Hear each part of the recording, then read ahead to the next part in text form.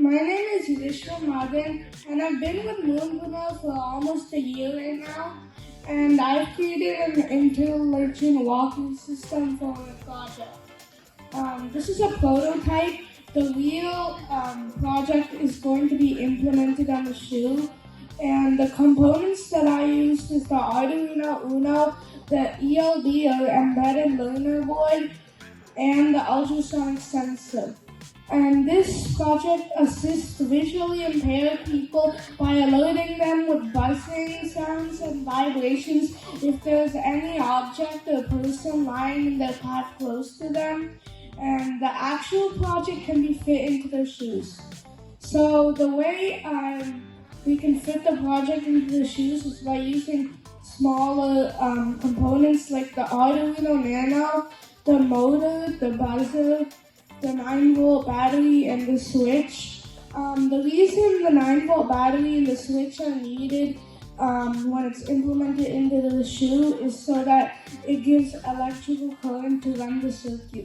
So this is a picture of the real project model, and as you can see, they implemented it onto the shoe. And this is my circuit diagram. So in order for this project to actually work with the ultrasonic sensor, I've connected the main two pins, the trigger and the echo pin, and the 5-volt to the 5-volt and the GND to GND.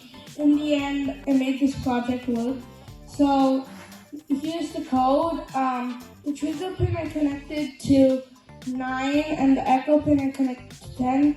And then the motor and buzzer were required so that it created a buzzing noise and a vibration to warn the blind person. And then after that, I defined the duration and distance variables. So the trigger pin, the motor, and the buzzer are output, while the echo pin is input.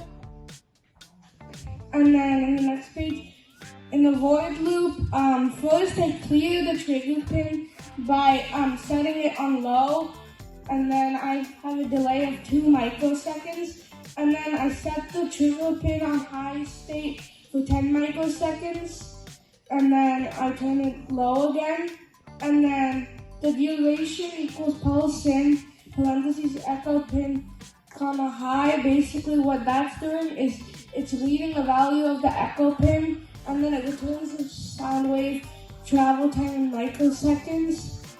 And then after that, I calculate the distance, and the formula for the distance is distance equals duration or time times 0.034 divided by 2.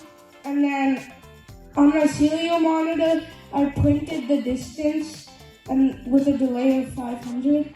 And then, so this value of the distance can be changed.